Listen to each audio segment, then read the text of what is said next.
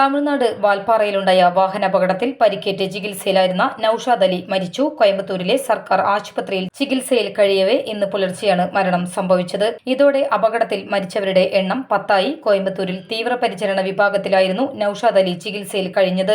നൌഷാദ് അലിയുടെ ആരോഗ്യനില വഷളായിട്ടും ഡോക്ടർമാർ എത്താൻ വൈകിയതാണ് മരണം സംഭവിക്കാൻ കാരണമെന്ന് കുടുംബം ആരോപിച്ചു.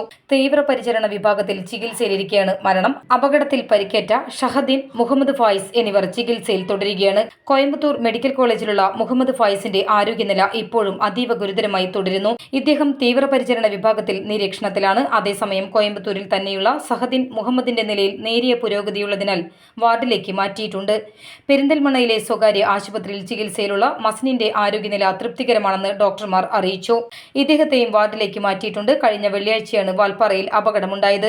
മലപ്പുറം പാങ്ങ് പള്ളിപ്പറമ്പ് സർക്കാർ LP സ്കൂളിൽ നിന്നുള്ള അധ്യാപകരും ജീവനക്കാരും സഞ്ചരിച്ച വാൻ അപകടത്തിൽപ്പെടുകയായിരുന്നു.